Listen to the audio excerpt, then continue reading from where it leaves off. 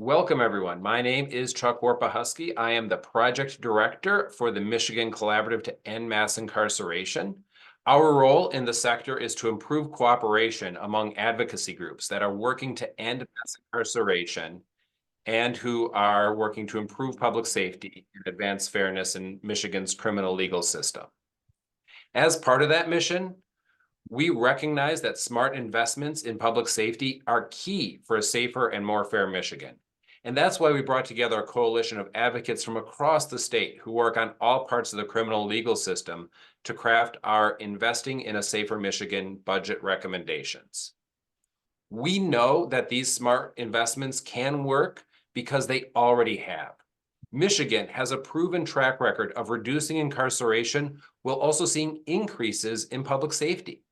Our prison population here in Michigan has declined 38% since 2006, and crime rates have dropped. Safety has increased. Last year was the safest year Detroit has had in almost 60 years, with the lowest number of shootings. These policies work. We can increase public safety while reducing incarceration, which also frees up resources that we can reinvest in communities. As Force Detroit likes to say, we can make a Michigan that is both safer and freer. We know that Michigan is safer and freer when we prevent crime through community violence intervention rather than only counting on law enforcement to respond after the fact. We know that Michigan is safer and freer when we help kids in the juvenile justice system by ensuring that there is a strong youth defense system. We know that Michigan is safer and freer when we are not improperly holding people in prison who've been wrongfully convicted, and we do that by making sure that there's adequate funding for conviction integrity units that can research innocence claims and free the people who've been wrongfully convicted. And finally, we know that Michigan can be safer and freer when we help care for people who are currently incarcerated by ensuring that they have access to medical care, so that when they come home, they're ready to work, they're ready to care for their families, and they're ready to give back to their communities. Earlier this month, Governor Whitmer introduced her budget recommendations for 2024-2025. We are grateful that this budget recommendation addresses several of the recommendations this coalition put forward. The governor's recommended budget does invest in education for people who are incarcerated, which both improves conditions in prisons for the people who are housed there and work there, and it also improves reentry success and community safety. The governor's budget also funds quality public defense services, both at the trial and at the appellate level. Not only is this a necessity for upholding our Constitution, it is also vital for making sure that all Michiganders can get good representation, regardless of how much money they've got in their bank accounts. And also, while the budget itself doesn't have funding for clean slate implementation, the governor's office is planning on using unallocated clean slate dollars to help further the implementation by making sure that people who have had their records expunged through this groundbreaking and bipartisan legislation are able to look up their expungement status, know for sure that they can stop checking that felony conviction box on job and employment applications, expand their work, rebuild their lives, and give back to their communities. These parts of the governor's budget that include our recommendations are a great start, but we see more to do as the legislature takes up the budget moving forward. To me, it kind of feels like watching the Lions get almost all the way through the Super Bowl, but not getting all the way. We want to see a budget that goes all the way for making Michigan safer and freer. And we have 4 speakers today who are experts in these policies who will talk to you about some of the ways that we hope the legislature will keep making the investments that improve public safety and reduce incarceration. You'll be hearing from Ken Nixon, the Director of Outreach and Community Partnerships for Safe and Just Michigan, who will be speaking about prison medical copays. You'll also hear from Eric Anderson from the Organization of Exonores, who will speak about conviction integrity units. You'll be hearing from Gabrielle Dresner, Policy Strategist of ACLU at ACLU of Michigan, speaking about funding youth defense. And first up is Alia Harvey-Quinn, Founder and Executive Director of Force Detroit, speaking about community violence intervention. I'm going to hand it over to Alia once we get our other speakers unspotlighted, so you'll get a great view of Alia as she talks about the amazing work that Force Detroit is doing around community violence intervention and making Michigan safer and freer. Alia, it's all you. Yeah, thank you, Chuck. My name is Alia Harvey-Quinn. I'm the founder and executive director of Force Detroit. And Force Detroit believes in a vision for a freer and safer Detroit and a freer and safer Michigan. Towards that, we've advocated and invested in community-led violence prevention initiatives, such as community violence intervention. And we're excited about the investments and the generous support of the governor, her team. We're excited about our dedicated Michigan officials who have championed this effort, Detroit's mayor and our city council and public officials who've all shown up as major supporters of community violence intervention. And as Chuck mentioned earlier, we're celebrating a 60-year low in violence as a result of this generous support. So we are celebrating the additional expansion of CVI in the governor's budget and in this year's preliminary budget. And we know that a freer and safer Michigan depends on these investments. So we're excited about the establishment of the My Safer Communities framework and how that has led to building out the Michigan Office of Community Violence Intervention in MDHHS. We're excited about the investment of more than $20 million, both at the state level and at local level, investing in evidence-based community violence intervention strategies.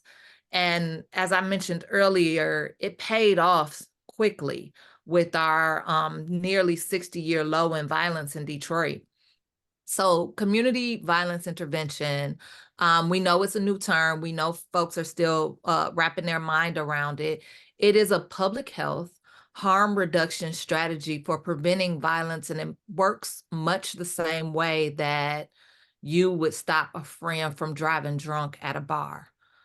We leverage relationships and challenge people around negative, costly behaviors like violence. And, thanks is due to the Force Detroit team and the larger field of credible messengers that show up in high stakes, potentially violent situations with love and compassion. And they use that love and compassion to de-escalate conflict. That after conflict is de-escalated, we work with social workers and mental health experts to provide the much needed long-term support that community members need to move out of trauma and transform over the long term. So we also want to thank those partners, our coalition partners, our advocacy partners, and the people who provide those much needed wraparound services. Together, we've been able to facilitate 8 relocations of families that are in crisis around violence, where there's been a threat of impending violence. We've been able to support 40 families dealing with trauma and tragedy due to violence with a small, steady stream of income to boost them to get over that hump during this time. And we've been able to spend over 5,000 hours building dynamic relationships with people who are at the center of violence. And we've used those hours to train our team, engage people at the center of violence to de-escalate, provide intense case management, deep mentoring, and facilitate long-term healthy relationships and positive habit building. There's an African proverb that goes something like, "The child that doesn't feel the warmth of the village will burn it down to feel its warmth." Violence is a burning that is preventable. And this investment is critical to preventing that burning. We don't want to clean up those types of fires. We want to prevent them. And we know that this money is making a critical difference. We know that a safer and freer Michigan depends on investing in violence-impacted communities, prisoners, and other family members that are at risk. Studies show that when we invest in our communities and we transform trauma, that we're able to see long-term benefits that benefit the entire community. So with that, I'll pass it back to Chuck. Thank you, Alia. And thank you for the work you and your team are doing to help create those reductions in violence. It's truly made a fantastic difference. And as I read the governor's budget recommendations, I'm so grateful that there's money in there to continue your work. And my hope that the governor's office and the legislature can work to make sure that that's recurring funding and not just the one-time funding that's in this year's budget recommendation. Alia shared with us the importance of preventing violence before it happens and the work that's shown to be effective there. And another way to help make our community safer and freer is by ensuring that young people who are in the juvenile justice system have access to quality defense. And that is something that Gabrielle Dresner from the ACLU of Michigan will be talking about. Gabrielle? Thanks, Chuck. As Chuck just said, my name is Gabrielle Dresner. I'm a policy strategist with the American Civil Liberties Union in Michigan. I want to express my gratitude to the legislature for taking crucial steps towards reforming Michigan's youth legal system. The passage of these much-needed bills signifies great progress, yet there remains important work ahead to ensure fairness for all involved. A safer Michigan starts by recognizing that kids are kids, even when they are facing prosecution. The ACLU of Michigan has been steadfast in our fight to ensure the constitutional rights of those being accused are upheld, including the right to counsel and proper representation. With the 2013 development and implementation of Michigan's indigent defense system, indigent adults across the state were afforded access to legal counsel, regulated and funded by a statewide entity. To this day, 11 years later, youth are not given that same opportunity. Children are expected to navigate the legal system without appointed counsel or with counsel who have not been trained in youth proceedings, leaving them vulnerable to significant consequences that will likely impact their futures, families, and communities. Michigan's public defense system must protect the constitutional rights of children in the same manner as adults by providing trained and qualified legal counsel when youth are facing a potential loss of liberty. In a study conducted by the National Juvenile Defender Center, it was found that the lack of funding for youth defense has contributed to a system in which attorneys do not receive proper training, resources, or time to adequately defend youth. Recognizing this lack of statewide oversight and standards for county-level youth defense systems, Michigan's bipartisan task force on juvenile justice reform unanimously recommended expanding public defense so that indigent defense for children is funded and standards and oversight of the system are in place. We encourage the legislature to align with this recommendation and fund the staffing necessary to conduct research, data analysis, and compliance framework to develop much-needed youth defense standards for Michigan. Investing in robust public defense for youth not only upholds constitutional principles, but also serves the best interests of our communities by fostering fairness, equality, and ultimately a safer Michigan for all its residents. Back to you. Thanks, Chuck. Thank you, Gabrielle. And I'm noticing the through line. Alia talked about the child who's not cared for by the village will burn the village down to feel its warmth. These youth defense standards are part of caring for the children, and it is part and parcel of preventing the violence, caring for our kids, and making sure that Michigan can be safer and freer. Unfortunately, those defense, not everybody has had access to a good defense, and some people have been wrongfully imprisoned as a result. Eric Anderson from the Organization of Exonores will talk about why it's so vital that we have conviction integrity units so that people who have been wrongfully convicted can pursue their innocence claims through our system. Eric? Thank you, Chuck. Thank you for everybody that attended this press conference. My name is Eric Anderson, co-founder of the Organization of Exonores. Today, I would like to emphasize the importance of funding conviction integrity units. These units are designed to investigate claims of wrongful convictions and determine whether a new evidence shows that an innocent person has been wrongfully convicted of a crime. Their mission is to recommend steps to rectify such situations, and they are vital to Michigan's efforts to end mass incarceration. CIUs give hope to people who have been wrongfully convicted and serve as a sign of hope in our criminal legal system.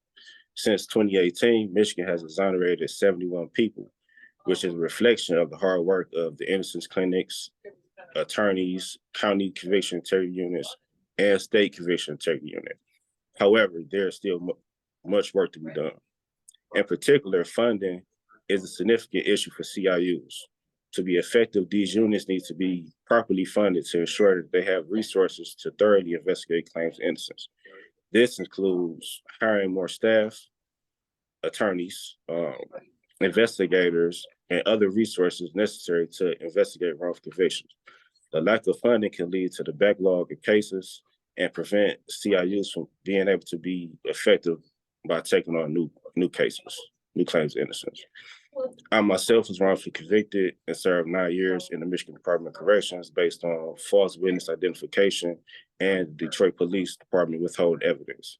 In 2019, I was one of the 37 people exonerated through the Wayne County Conviction Integrity Unit, many of which have been granted relief for first-degree murder. Me, myself, it was an armed robbery. However, without proper funding, many innocent people may remain incarcerated, including myself. The beauty of conviction integrity units and exonerees is that when we come out, we contribute to society. Many of us have worked for or currently work for reform organizations. Our business owners have aspiring desire to run for state legislator, also attend college to become lawyers and, computer scientists or whatnot. Me, myself, I plan to go to school in the fall. By investing in the research of claims of innocence and ultimately overturning wrongful convictions, we can restore freedom to people who have done nothing wrong but lived their lives. We can also improve public safety by increasing the chance that the actual people responsible will be apprehended. Furthermore, properly funded CIUs will help restore public trust and confidence in the Michigan criminal legal system, which is a crucial step to ending mass incarceration. In conclusion, funding for the CIUs is essential to ensure that innocent people are not wrongfully convicted and that justice is ultimately served. We must continue to support the work of CIUs and ensure that they have the resources needed to do their job effectively. This helps Michigan be safer and free. Thank you for attending. Back to you, Chuck. Thank you, Eric. And as Eric's personal life shows, CIUs work. CIUs work to get people who've been wrongfully convicted home, but they don't exist across the state. And that's why it's so vital to fund and expand this across the state so that everybody who's been wrongfully convicted is able to have justice served and to make a freer and safer Michigan. Whether or not somebody was wrongfully or rightfully convicted while they are incarcerated, it is important to provide the care and services for them while incarcerated so that when they come home, and most people who are incarcerated will be returning to community, they are ready to enter the workforce, care for their families, and give back to their communities. Part of that is access to medical care for people while they are incarcerated, and Ken Nixon from Safe and Just Michigan will talk about that budget recommendation. Ken? Good morning, everybody. Thank you, Chuck, and thank you, everyone, for participating in this press conference. My name is Kenneth Nixon. I am the Director of Outreach and Community Partnerships for Safe and Just Michigan. We do policy and legislative reform around criminal justice issues across the state of Michigan. And, in context of everything that has been stated previously by all of the other speakers, we strive every day to have a safer and healthier Michigan. Part of that starts with having access to quality healthcare. And unfortunately, incarcerated people don't always have access to quality healthcare. And one of the reasons for that is a legislative requirement for copays. The state of Michigan requires that in order to access healthcare while incarcerated, you must pay a copay. This copay creates a barrier to healthcare. It deters people from seeking treatment for ailments that they may be suffering from.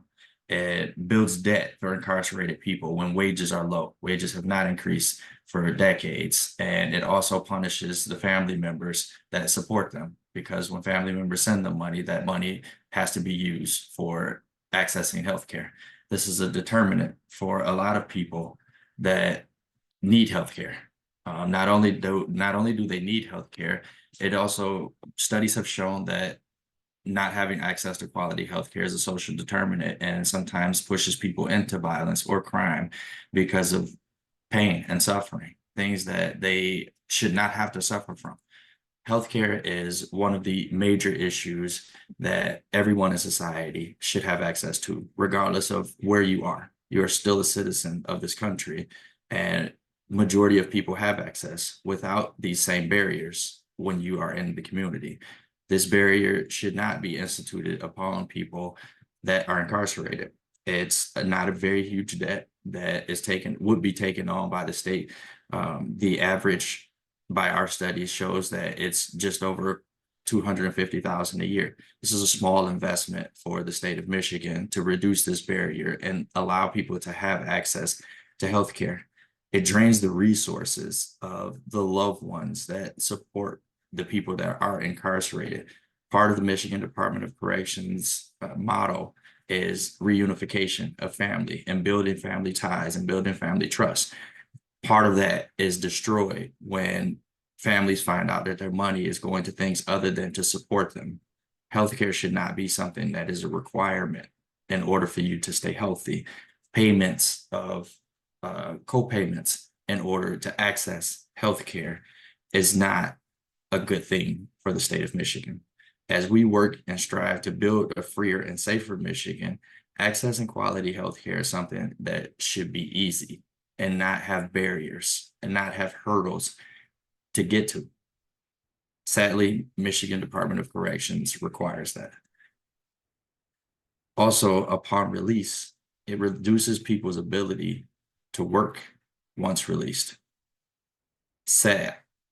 This is very, very sad when we are asking people to be successful when we release them from our institutional settings. We should want them to have everything necessary to work.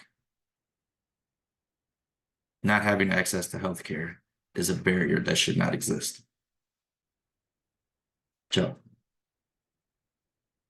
Thank you, Ken. As you're talking about it, I just changed the oil in my car, and it was this investment up front, and I'd rather not have to pay it, but I knew that that investment up front will pay off in the long haul to keep the car running, and it's cheaper than needing to replace the engine. And these prison copays, making sure that people aren't prohibited from accessing healthcare at the front end, the preventative end, I think of it like changing the oil, making sure that people can get the care they need so they can be healthy for the long haul.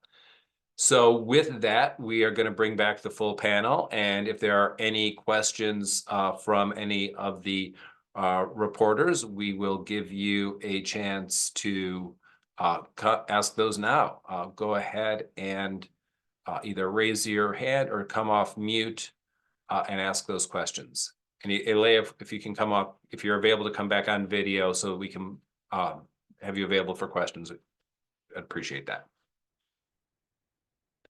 Any questions from any of the reporters present?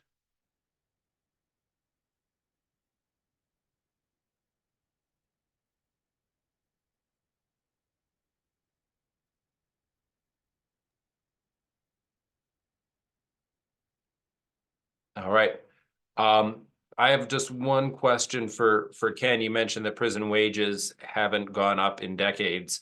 Do you know how many weeks or how long somebody would have to work at prison wages to be able to afford the average copay?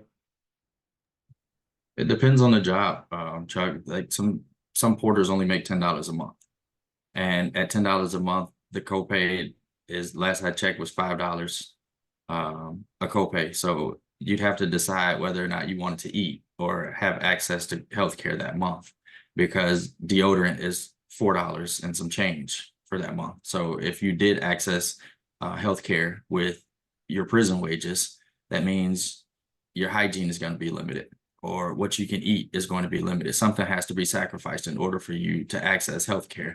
And if you need repeated visits to something that is an ailment that lasts for longer than it should, you potentially could be in this situation for months, having to repeatedly pay copays in order to address a need.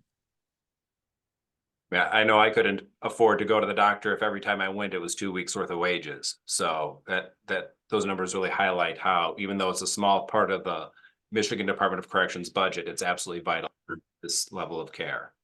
Are there any other, okay, we've got a question in the chat. In an ideal world, how much money or resources should the legislature and governor's budget allocate to achieve the goal? So this is a question. We've got several different policy proposals that are on the table. Ken, you mentioned the amount for the copays. Would you start there, please? So our research tells us that these copays, on average, cost the prisoners about $250,000 a year. So 250,000, somewhere between 250 and 260 a year of copays are being collected. So that's sort of a baseline. And from any of the other panelists, do you have, I'm dropping in the link, our budget recommendation memo initially, and for several of these areas, there were specific dollar amounts that were recommended. And then for others, they're not. So would any of the other panelists like to speak to the specific dollar amount on your budget asks? I mean, I believe that the recommendation should be $5 million to appropriately fund the Attorney General's Conviction Integrity Unit, the Wayne County Conviction Integrity Unit, Oakland County, Macomb County, Washtenaw, which are the existing ones, and also create more. Example, Kent County, which houses Grand Rapids, which has the second biggest population in the state of Michigan. So if you count that, and as well with like Kalamazoo also, yeah, them type of area need funding. They have a lot of people that goes to prison, and it's a lot of wrongfully convicted people. If it's a county in Michigan or across the world that believes that they don't have a wrongful conviction, then it's a problem in that prosecutor's office. So I think that this number is correct, and a conviction integrity unit in other places should be vital and priority number one to upholding justice in Michigan. Thank you, Eric. And I would add to that the investment, that $5 million investment up front, achieves many goals. First of all, it helps achieve justice, right? So the people who are not sent to prison have their liberty taken away from them wrongfully. And for those who are counting the dollars and cents, it is a budget savings investment. Every year that somebody's incarcerated is, what is it, $36,000 on average per person? So every wrongful conviction is costing hundreds of thousands of dollars over the life of that prison sentence. And people who are wrongfully convicted are eligible for compensation through the Wrongful Incarceration Compensation Act, WICA. There's some problems with the act, but that's also a cost that the state incurs and the longer we hold somebody wrongfully, the higher those costs are. So investing in the innocence claims and cleaning this up on the front end is something that saves dollars over the long haul. Alia, you came off mute. I'm sure you can make the same case for the work you're doing on CVI. Yeah, that's exactly right. But it's a tricky number. So each homicide costs Detroit taxpayers, there are points that intersect the budget at the state, county, and local level. The total is $1.7 million. Each attempted homicide costs taxpayers roughly $1.3 million. So there's, arguable variance around whether or not a person gets convicted. And it's arguable what our clearance rate is, depending on what expert you talk to. So we've heard figures between 50 and, some larger numbers up to 70%. So violence, 0.3% of our population is the population that we need to target with CBI programs. And each CBI participant, in order to move out of trauma, research suggests that an investment of between $20K and $40K is necessary. And, research also suggests that if a person, quote unquote, gets a body, then they will get up to 5 bodies. So we can weigh the cost of investing in our humans, or we can weigh the cost of cleaning up those acts of violence. But it benefits each and every one of us, even if we're only budget conscious and don't care about human life, to invest on the front end, because we can, clean up these fires or we can prevent them. And I've got research and more research if you would like. Like, we've got a cost of violence study that's listed on our website, but our website is not updated. We've got a more recent cost of violence with the statistics I've shared with you. Happy to forward it if that would be useful for anyone. So I say that to say, like, in Michigan, to summarize, we have to look at the violence rate and analyze what percentage of the population needs to be invested in, then times a minimum of 20K, but really a maximum of 40K. And the bulk of the resources are for wraparound services. So if we want to see violence prevented on a perpetual level, it takes mental health care, right? It takes having access to, a friend, a big brother, a credible messenger that's going to say, hey, you really think you should be doing that? Do you want to go through what I went through? So it takes a larger infrastructure that is not cheap, but it is definitely lower cost than violence in the first place. Thank you. And even at that 20 to 40,000, that's around the cost of 1 year incarceration after if somebody's caught and convicted. And for that $20,000 and $40,000, somebody's son or daughter, parent, cousin is still alive. So it's absolutely a worthwhile investment. Gabrielle? Yeah, thanks, Chuck.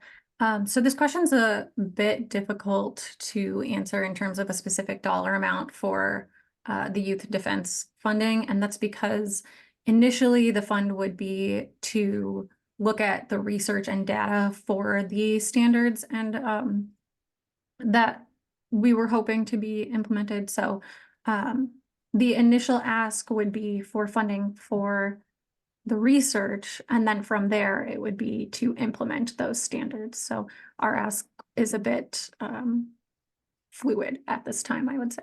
And I believe that the Michigan Indigent Defense Commission, who would be the ones carrying out that work, have done some preliminary numbers. But the first step, as Gabrielle says, is to identify what the standards are. Depending on what those are, will affect the cost of implementation.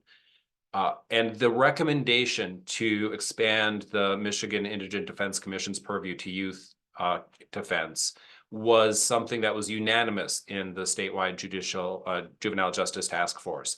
Conservative, liberal, prosecutor, judge, service provider, everybody recognized that kids need the support in the juvenile justice system, and giving them the support, including quality youth defense, is a way to help prevent long-term harm and help prevent long-term violence. It is part of making Michigan safer and freer. Thank you all for attending. We appreciate the work you do to make sure that Michiganders are aware of the policy issues that are facing our state. I want to thank all of our panelists for the work that they do across the criminal legal system to help prevent violence, provide support for kids in the system, ensure that people who are wrongfully convicted get the support they need, both for investigation and services when they come home, and to help make sure that people who are incarcerated have access to quality medical care. These are smart policy investments. This is how we continue Michigan's track record of reducing incarceration while also improving public safety. This is how we make Michigan safer and freer. And I thank you all for the amazing work you do.